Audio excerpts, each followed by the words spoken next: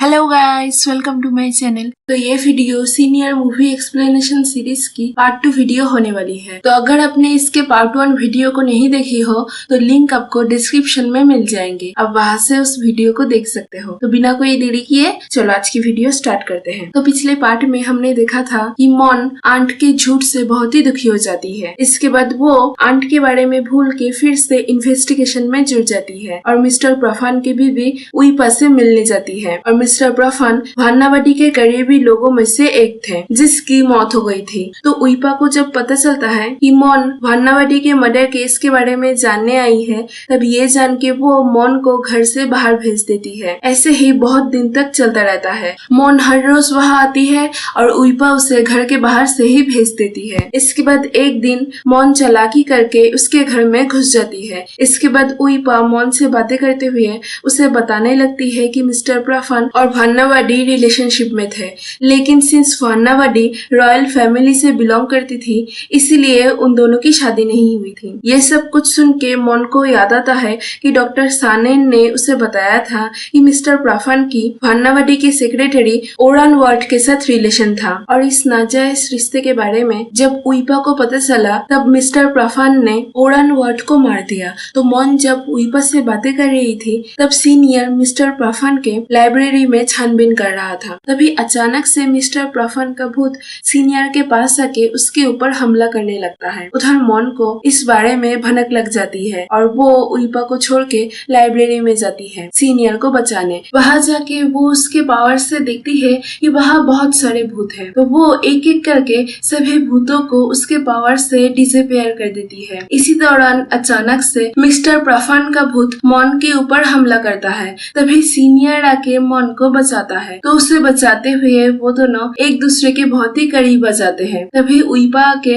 Mister प्रफान के भूत को वहाँ से भगा देती है। इसके बाद वो दोनों वहाँ से चले जाते हैं। तो वहाँ से बाहर निकल के ही मॉन सीनियर को छोड़ के डॉक्टर नो के साथ डेट पे चली जाती है, क्योंकि डॉक्टर नो ने मॉन को इस केस के बारे में कुछ ढूंढने में मदद किया था और इसके बदले मॉन को उसके साथ डेट पे चलने बोला था। तो उसके वादे के तहत मॉन डेट पे जाती है और मॉन किसी के साथ डेट पे जा रही है ये सुन के सीनियर जेलस हो जाता है। उधर स्कूल के लड़कियां एंड को बहुत ही मारते हैं। मॉन डॉक्टर नो के साथ डिनर पे जाती है, जहाँ बातें करते हुए मॉन अचानक से डॉक्टर नो को भूतों के बारे में बताने लगती है और तभी वहाँ की लाइट्स फ्लिकर करने लगती है, जिससे डॉक्टर नो बहुत ही डर जाता है और मौके का फायदा उठा के मॉन वहाँ से चली जाती है। और बाहर निकल के मॉन एक फोटो स्टूडियो के पास जाके वहाँ के फोटोज को देखती रहती है। उस फोटो स्टूडियो में पिछले जेनरेशन से भी बहुत सारे लोगों की पिक्चर्स थी। तो वहाँ पर मॉन को फॉलो करते हुए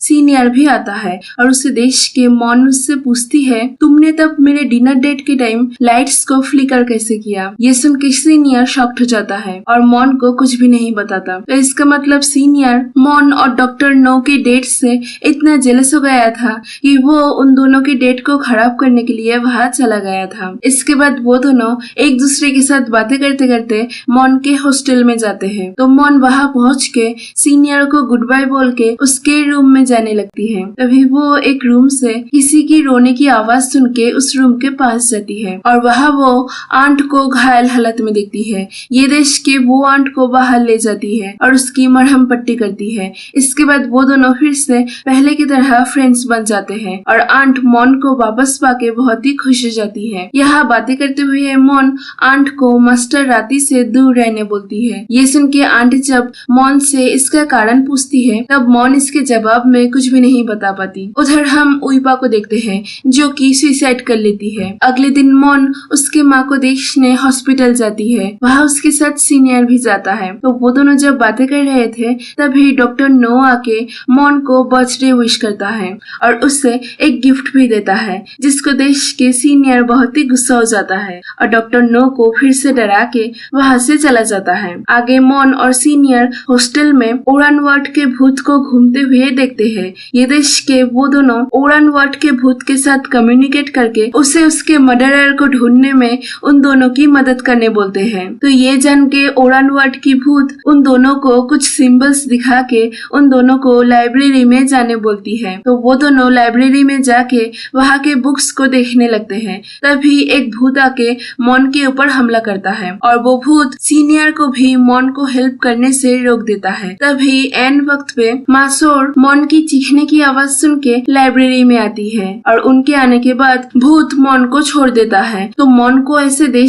के मासोर को लगता है कि वो जरूर कुछ न कुछ शैतानी कर रही थी, इसलिए वो हाना को बोल के कुछ दिनों के लिए मॉन को एक रूम में बंद करवा देती है। वहाँ मॉन उन कुछ दिनों में लाइब्रेरी से लाए हुए बुक्स को पढ़ती है। उन बुक्स को पढ़ते हुए उसे एक बुक के पीछे ओरानवर्ट की लिखी हुई डायरी मिलती है, जहाँ उसने उसके और मिस्टर प्रफान के रिलेशनशिप के बारे में लिखा था। इसके बाद कुछ दिन बाद मासोर आके मॉन को छोड़ देती है। तो वहाँ से छूट के मॉन जब स्कूल में जाती है तो वो देखती है कि आंट ने सुसाइड कर लिया है। ये देख के वो बिल्कुल ही टूट जाती है। इसके बाद मॉन सोशल मीडिया में देखती है कि स्कूल के लड़कियों ने आंट को मार के उसका वीडियो सोशल मीडिया में दे दिया था और मास्टर राती ने भी उसकी न्यूड पिक्चर्स सोशल मीडिया में दे दिया था। ये सब कुछ देख के मॉन आंट के सुसाइड करने के पीछे का कारण जान जाती है। इसके बाद मॉन उसके बेड में आंट की लिखी हुई एक नोट देखती है, जहाँ आंट ने लिखा था,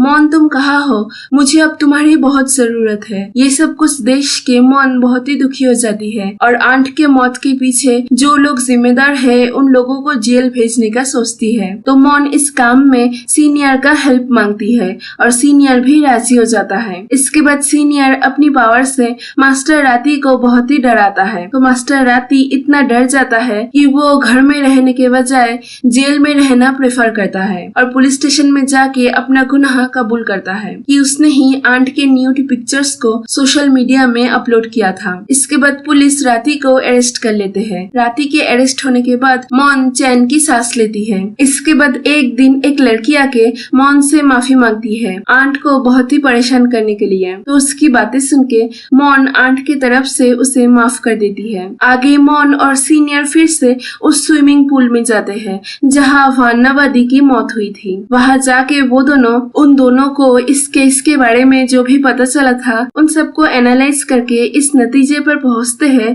कि असल में मिस्टर प्रफान की बीवी उइपा ने ओरानवर्ट को मारा था, क्योंकि उस दिन मॉन ने उइपा के आत्मा को उसके ऊपर हमला करते हुए देखा था और उइपा को मिस्टर प्रफान और ओरानवर्ट के नाजायज संबंध के बारे में पता चल गया था, इसीलिए उसने ओरानवर्ट को मार दिया था। और मिस्टर प्रफान को जब उइपा की इस करतूत के बारे में पता चलता है तब वो उसके बीवी को बचाने के लिए ओरानवर्ट के बॉडी को एक जगह पर छुपा देता है। तो ओरानवर्ट की मर्डर मिस्ट्री सुलझने के बाद मॉन सीनियर को बोलती है कि उससे 20 साल पहले के न्यूज़पेपर से पता चला है कि इस स्विमिंग पूल में एक स्टूडेंट को गोली करके मारा गया था और वो स्टूडेंट और कोई नहीं बल्कि सीनियर है। ये जान के सीनियर को उसकी मौत के बारे में सब कुछ याद आ जाता है, जो कि वो मरने के बाद एक आत्मा बनने के बाद भूल गया था। सब कुछ याद आने के बाद सीनियर बताने लगता है कि वो भन्नावाडी के गार्डनर के दूर के रिश्तेदार था और उसको पता था कि उस गार्डनर ने खून नहीं किया था, इसलिए वो इस केस को इन्वेस्टिगेट कर रहा था और तभी इस केस को इन्वेस्टिगेट करते हुए वो इस स्विमिंग पूल के सामने आया था जहाँ किसी ने उसे गोली करके मार डाला था। तो ये सब कुछ जान के मॉन को कुछ याद आता है और वो हाना के पास जाके उसे बेबी दायंग कह के पुकारती है। तो खुद का नाम सुन के हाना बताने लगती है कि भन्नावादी के साथ वो खुश नहीं थी। लोगों की नजरों में भन्नावादी एक बहुत ही अच्छी माँ थी, लेकिन अकेले में वो हाना को बहुत ही मारती थी और उसे कई दिनों तक रूम में बंद करके रखती थी। ऐसे ही एक दिन वो हाना को मारने जाती है, लेकिन इस बार वो भन्नावादी के हाथ नहीं लगना चाहती थी, इसलिए वो उससे छुप के स्विमिंग पूल के पास आ जाती है। इधर भन्नावादी भी हाना को ढूंढते हुए उसी स्विमिंग पूल के पास आती है। वहाँ हाना को ढूंढते हुए भन्नावादी अचानक से गिर जाती है, जिसके वजह से उसके माथे पे चोट लगती है। तो चोट लगने के बाद भी भन्नावादी हाना को ढूंढने लगती है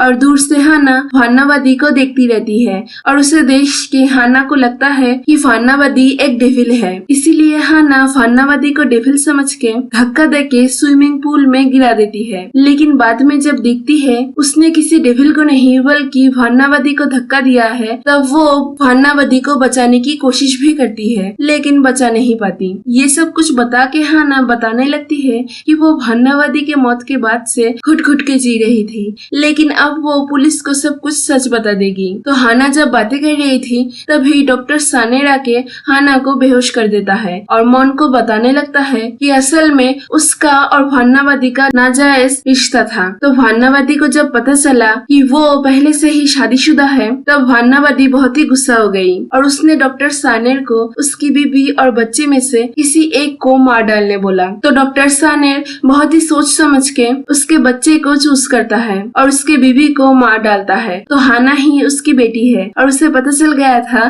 कि हाना ने भान्नावादी को गलती से मार दिया था। तो वो उसके बेटी को बचाने के लिए मर्डर साइट को ऐसे सेट करता है कि मानो पैलेस के गार्डनर ने भान्नावादी को मारा है। तो इस घटने के बाद हाना जब 12 साल की हुई तब वो घर छोड़ के भाग गई। घर छोड़ने के बाद डॉक्टर सानेर ने उसे बहुत ढूंढा और बाद में उसे पता चला कि हाना अब नन बन गई है और तब से डॉक्टर सानेर हाना को दूर से ही प्रोटेक्ट कर रहे थे। ये सब कुछ बोल के डॉक्टर सानेर बताते हैं कि तुम्हारी तरह 20 साल पहले एक और लड़का था जो कि इस केस को इन्वेस्टिगेट कर रहा था। तो मैंने मेरी बेटी को बचाने के लिए उसे भी मार दिया था। और यहाँ हम फ्लैशबैक के सीन में देखते हैं कि डॉक्टर सानेर ने ही गोली करके सीनियर को मारा था। फ्लैशबैक के सीन के बाद डॉक्टर सानेर बोलता है कि अब मैं तुम्हें भी मारूंगा। ये बोल के वो मॉन को बिल्डिंग के बिल्कुल ऊपर ले जाता है और वहां से उसे नीचे गिराने की कोशिश करता है, लेकिन मॉन कैसे भी करके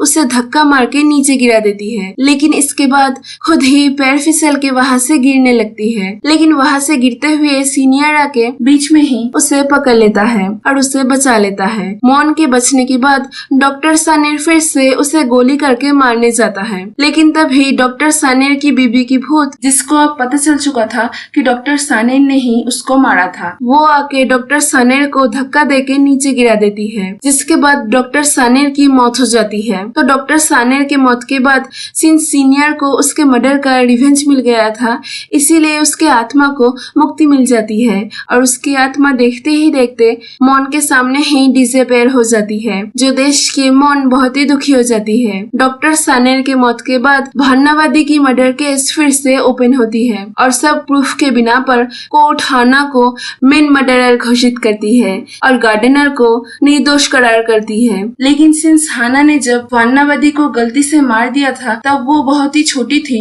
इसलिए उसके उस गलती को हादसा समझ के उसे छोड़ दिया जाता है और पैलेस के गार्डनर को निर्दोष करार कर देने के बाद उसकी आत्मा मुक्त हो जाती है। इसके बाद मॉन भी सेंट मारिया कन्वेंट स्कूल को छोड़ देती है और अकेले कहीं रहने लगती है। इसके बाद बहुत दिन गुजर जाती है, लेकिन वो सीनियर को भूल नहीं पाती और उसके लिए हर रोज एक एक करके लेटर्स लिखती है। तो ऐसे ही एक दिन लेटर लिखते हुए अचानक से मॉन की घर की लाइट्स फ्लिकर करने लगती है और मॉन उसके सामने कंप्यूटर में लिखा हुआ देखती है कि उस फोटो स्टूडियो में जहाँ एक दिन हम लोग गए थे वहाँ रखी हुई एकदम लास्ट वाली पिक्चर मेरी है। ये देख के मॉन भागते हुए उस फोटो स्टूडियो में जाती है और लास्ट वाली पिक्चर को देखती है और यहाँ वो पहली बार सीनियर को देखती है। ये देख के वो बहुत ही खुश हो जाती है। तभी हम एक सीन में सीनियर को देखते हैं जो कि कुछ कर रहा था। तभी उसके पास मॉन आती है। यहाँ से सीन शिफ्ट होती है और मॉन सीनियर के फोटो को देख के मन ही मन में बोलती है हम दोनों बहुत ही जल्द मिलने वाले हैं और यहाँ पर ही ये मूवी खत्म हो जाती है। तो लास्ट में मेरे हिसाब से मॉन और सीनियर आफ्टर लाइफ में एक दूसरे से मिलते हैं और यहाँ पर ही ये पार्ट खत्म होती है। तो यही थी आज की वीडियो। मिलते हैं अगले वीडियो में। Stay tuned.